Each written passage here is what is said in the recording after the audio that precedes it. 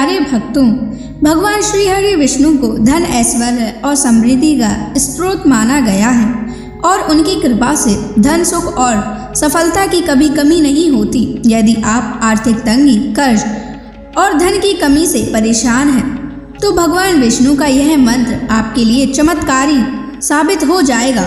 इस मंत्र के नियमित 108 बार जाप करने से व्यापार और करियर में अपार उन्नति प्राप्त होने लगेगी। घर में स्थायी रूप से लक्ष्मी का वास होने लगेगा। सभी प्रकार की नकारात्मकता और आर्थिक बाधाएं समाप्त हो जाएंगी। जो भी भक्त सच्चे मन से विष्णु जी के इस मंत्र का जाप करता है, उसे अपने जीवन में धन और सफलता की कभी कमी नहीं आती है। इसलिए प्यारे भक्तों, इस मंत्र का जाप अवश्य करें। यह मंत्र बहुत ही चमत्कारी और अद्भुत मंत्र है। इस मंत्र का प्रभाव तुरंत ही दिखाई देने लगता है। इस मंत्र को आपको नियमित 108 बार जाप करना है। अगर आप भगवान विष्णु का आशीर्वाद प्राप्त करना चाहते हैं तो इस वीडियो को लाइक और चैनल को सब्सक्राइब जरूर कर दीजिए और कमेंट बॉक्स में जय विष्णु अवश्य लिख दीजिए। तो चलिए भक्तों, मंत्र का जाप करना प्रारंभ करते हैं। ओम नमो भगवते वासुदेवाय धनम मे देहि शीघ्रम्। ओम नमो भगवते वासुदेवाय धनम मे देहि शीघ्रम्। ओम नमो भगवते वासुदेवाय धनम मे देहि शीघ्रम्। ओम नमो भगवते वासुदेवाय धनम मे देहि शीघ्रम्। ओम नमो भगवते वासुदेवाय धनम मे देहि शीघ्रम्। ओम नमो भगवते वासुदेवाय धनम मे देहि शीघ्रम्। ओम नमो भगवते वासुदेवाय धनम मे देहि शीघ्रम्। ओम नमो भगवते वासुदेवाय धनम मे देहि शीघ्रम्। ओम नमो भगवते वासुदेवाय धनम मे देहि शीघ्रम्। ओम नमो भगवते वासुदेवाय धनम मे देहि शीघ्रम्।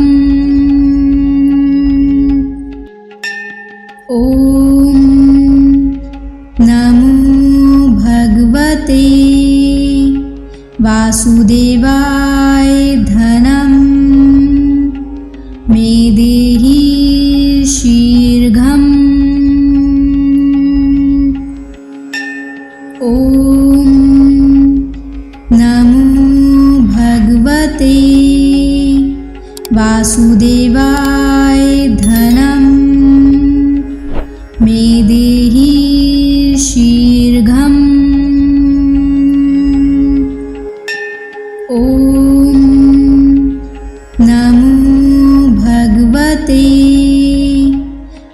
वासुदेवाय धनं मे देहि शीघ्रम्। ॐ नमो भगवते वासुदेवाय धनं मे देहि शीघ्रम्। ॐ नमो भगवते वासुदेवाय धनं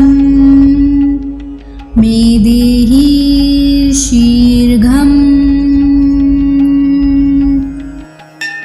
ॐ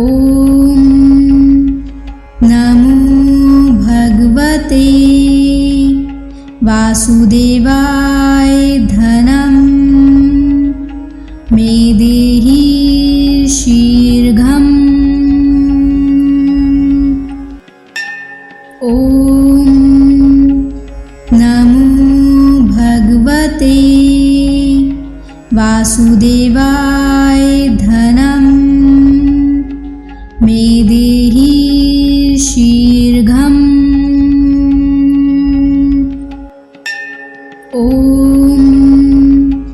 नमो भगवते वासुदेवाय धनं मे देहि शीघ्रम्। ॐ नमो भगवते वासुदेवाय धनं मे देहि शीघ्रम्। ॐ नमो भगवते वासुदेवाय धनं मे देहि शीघ्रम्। ॐ नमो भगवते वासुदेवाय धनं मे देहि शीघ्रम्। ॐ नमो भगवते वासुदेवाय धनं मे देहि शीघ्रम्। ॐ नमो भगवते वासुदेवाय धनं मे देहि शीघ्रम्। ॐ नमो भगवते वासुदेवाय धनं मे देहि शीघ्रम्। ॐ नमो भगवते वासुदेवाय धनं मे देहि शीघ्रम्। ॐ नमो भगवते वासुदेवाय धनं मे देहि शीघ्रम्। ॐ नमो भगवते वासुदेवाय धनं मे देहि शीघ्रम्। ॐ नमो भगवते वासुदेवाय धनं मे देहि शीघ्रम्। ॐ नमो भगवते वासुदेवाय धनं मे देहि शीघ्रम्। ॐ नमो भगवते वासुदेवाय धनं मे देहि शीघ्रम्। ॐ नमो भगवते वासुदेवाय धनं मे देहि शीघ्रम्। ॐ नमो भगवते वासुदेवाय धनं मे देहि शीघ्रम्। ॐ नमो भगवते वासुदेवाय धनं मे देहि शीघ्रम्। ॐ नमो भगवते वासुदेवाय धनं मे देहि शीघ्रम्। ॐ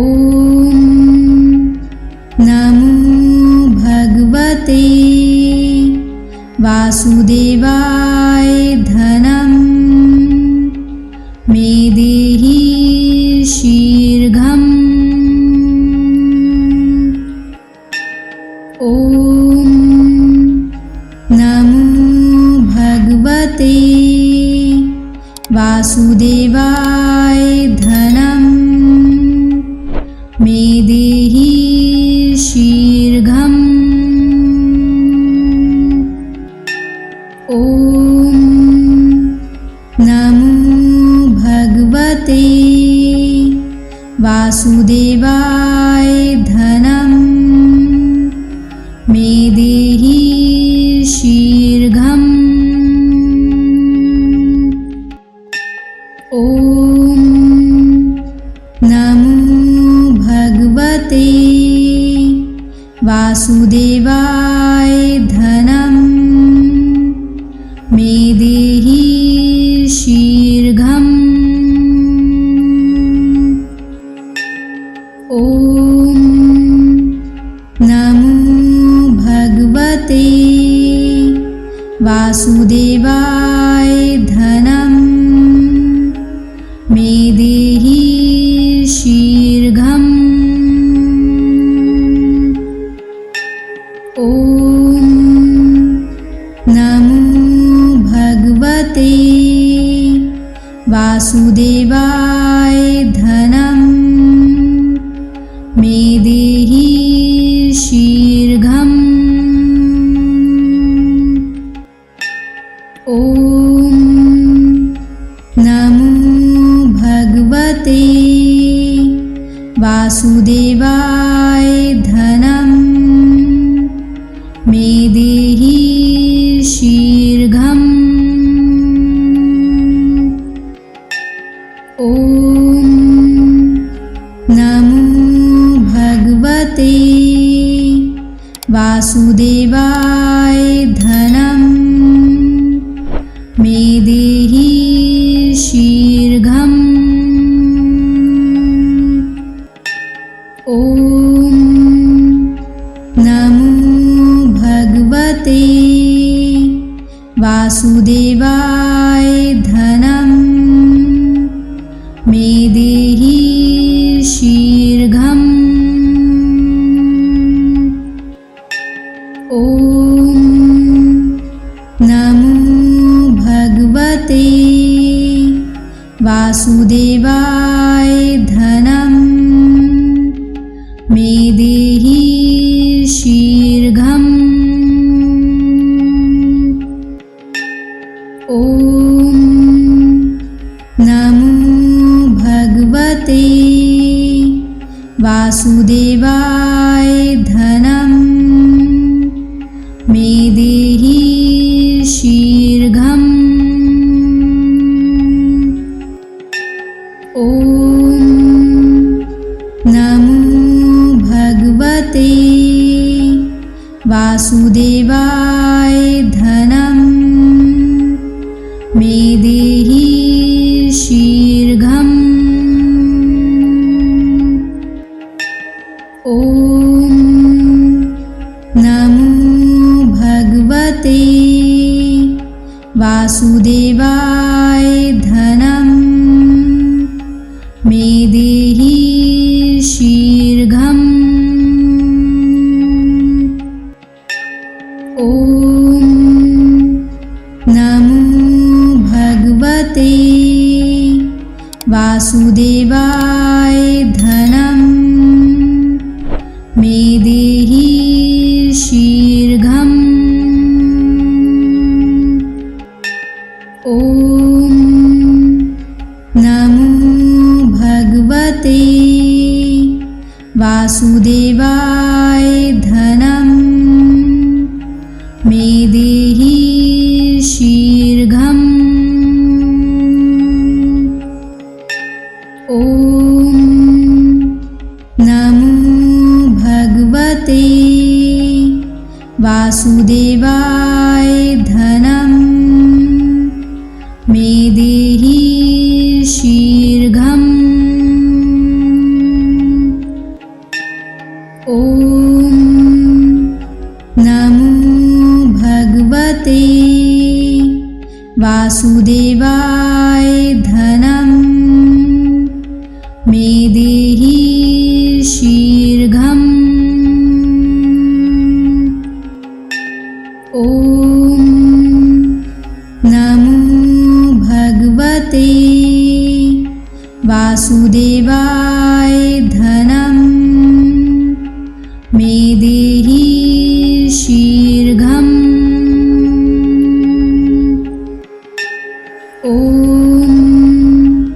नमो भगवते वासुदेवाय धनं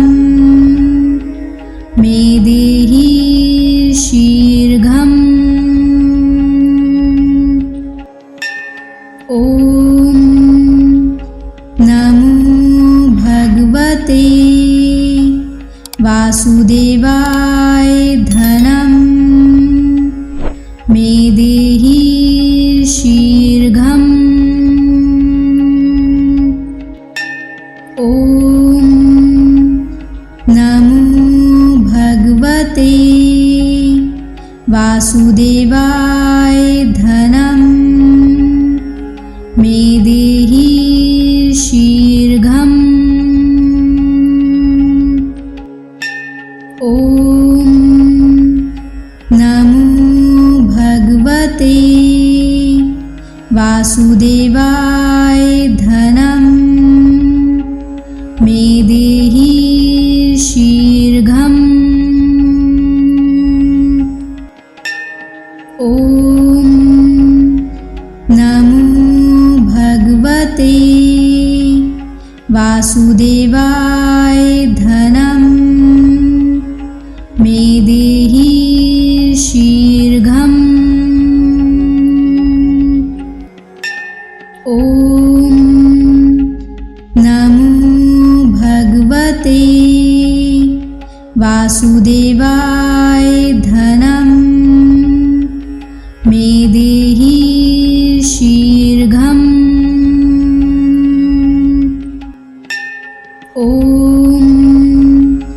नमो भगवते वासुदेवाय धनं मे देहि शीघ्रम्।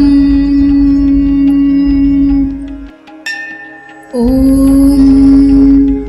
नमो भगवते वासुदेवाय धनं मे देहि शीघ्रम्।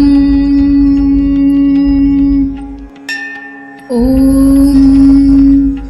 नमो भगवते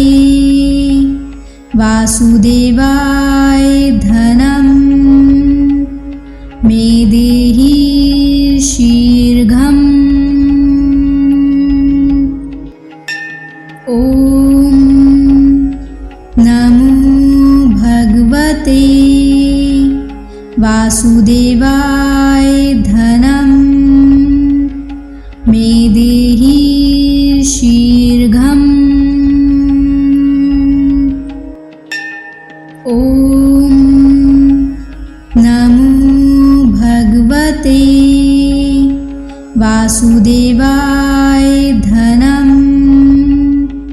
मे देहि शीघ्रम्। ॐ नमो भगवते वासुदेवाय धनं मे देहि शीघ्रम्। ॐ नमो भगवते वासुदेवाय धनं मे देहि शीघ्रम्।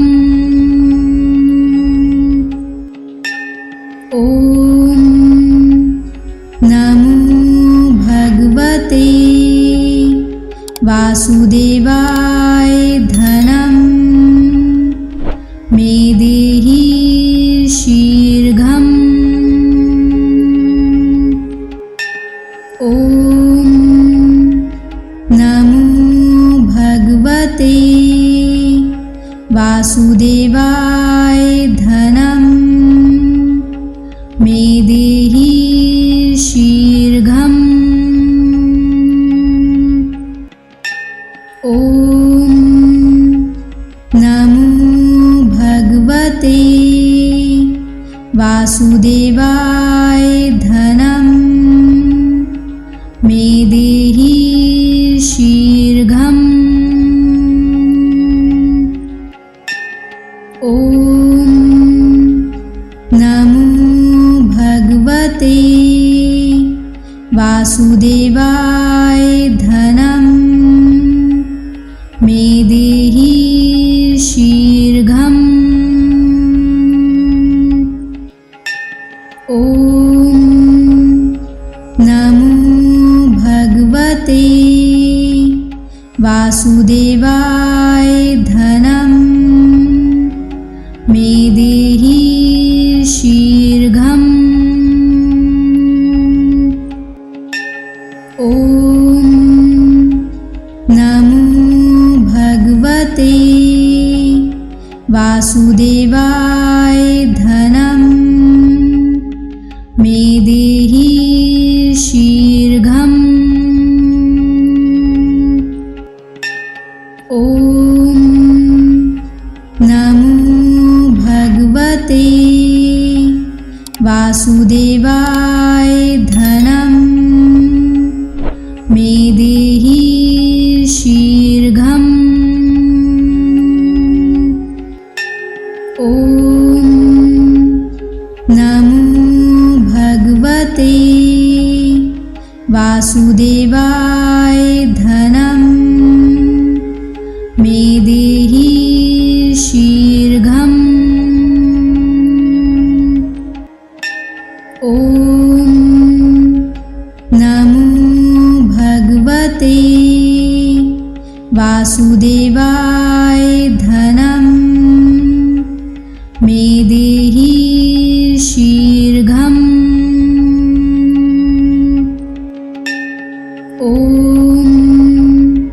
नमो भगवते वासुदेवाय धनं मे देहि शीघ्रम्। ॐ नमो भगवते वासुदेवाय धनं मे देहि शीघ्रम्। ॐ नमो भगवते वासुदेवाय धनं मे देहि शीघ्रम्। ॐ नमो भगवते वासुदेवाय धनं मे देहि शीघ्रम्। ॐ नमो भगवते वासुदेवाय धनं मे देहि शीघ्रम्। ॐ नमो भगवते वासुदेवाय धनं मे देहि शीघ्रम्। ॐ नमो भगवते वासुदेवाय धनं मे देहि शीघ्रम्। ॐ नमो भगवते वासुदेवाय धनं मे देहि शीघ्रम्। ॐ नमो भगवते वासुदेवाय धनं मे देहि शीघ्रम्। ॐ नमो भगवते वासुदेवाय धनं मे देहि शीघ्रम्। ॐ नमो भगवते वासुदेवाय धनं मे देहि शीघ्रम्। ॐ नमो भगवते वासुदेवाय धनं मे देहि शीघ्रम्। ॐ नमो भगवते वासुदेवाय धनं मे देहि शीघ्रम्। ॐ नमो भगवते वासुदेवाय धनं मे देहि शीघ्रम्। ॐ नमो भगवते वासुदेवाय धनं मे देहि शीघ्रम्। ॐ नमो भगवते वासुदेवाय धनं मे देहि शीघ्रम्। ॐ नमो भगवते वासुदेवाय धनं मे देहि शीघ्रम्। ॐ नमो भगवते वासुदेवाय धनं मे देहि शीघ्रम्। ॐ नमो भगवते वासुदेवाय धनं मे देहि शीघ्रम्।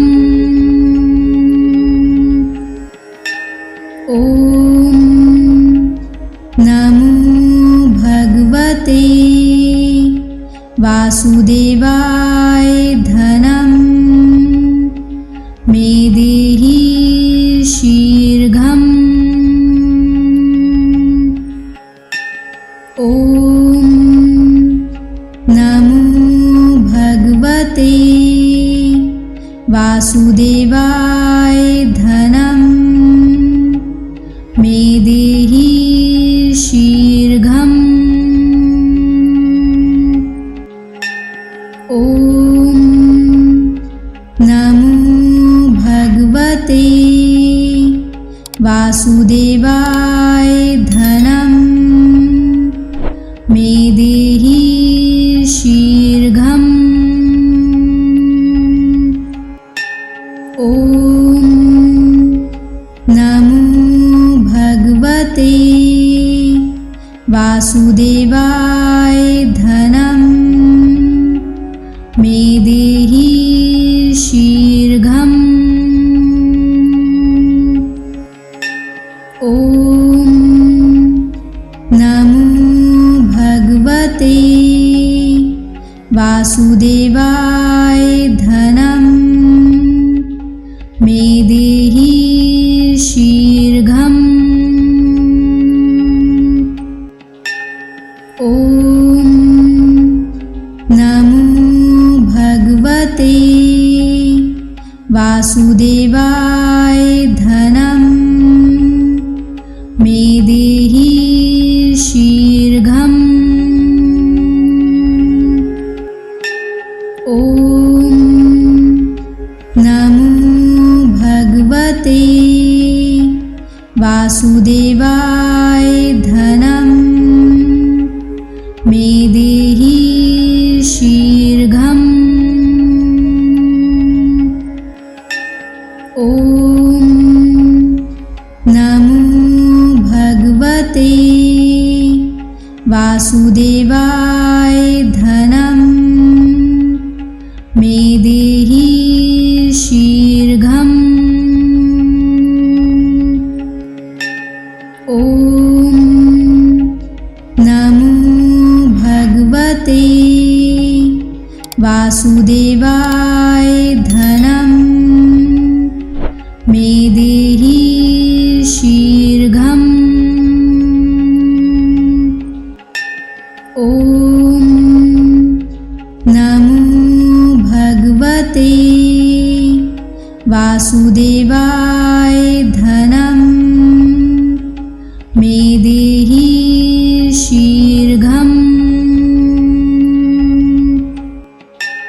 ॐ नमो भगवते वासुदेवाय धनं मे देहि शीघ्रम्। ॐ नमो भगवते वासुदेवाय धनं मे देहि शीघ्रम्। ॐ नमो भगवते वासुदेवाय धनं मे देहि शीघ्रम्। ॐ नमो भगवते वासुदेवाय धनं मे देहि शीघ्रम्। ॐ नमो भगवते वासुदेवाय धनं मे देहि शीघ्रम्। ॐ नमो भगवते वासुदेवाय धनं मे देहि शीघ्रम्। ॐ नमो भगवते वासुदेवाय धनं मे देहि शीघ्रम्। ॐ नमो वासुदेवाय धनं मे देहि शीघ्रम्। ॐ नमो भगवते वासुदेवाय धनं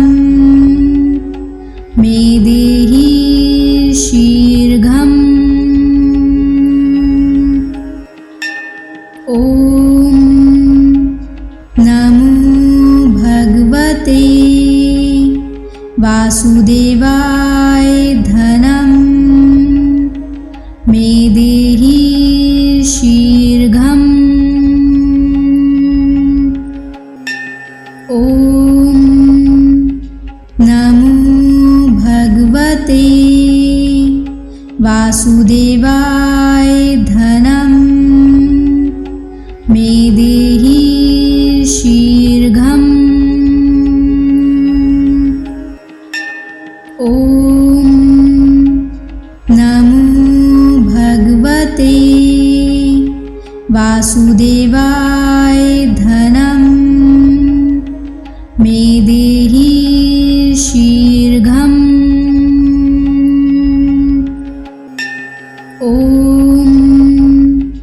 नमो भगवते वासुदेवाय धनं मे देहि शीघ्रम्। ॐ नमो भगवते वासुदेवाय धनं मे देहि शीघ्रम्। ॐ नमो भगवते वासुदेवाय धनं मे देहि शीघ्रम्। ॐ नमो भगवते वासुदेवाय धनं मे देहि शीघ्रम्। ॐ नमो भगवते वासुदेवाय धनं मे देहि शीघ्रम्। ॐ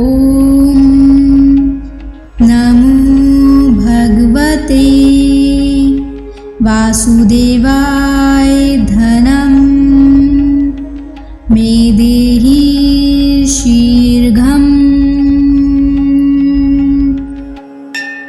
ॐ नमो भगवते वासुदेवाय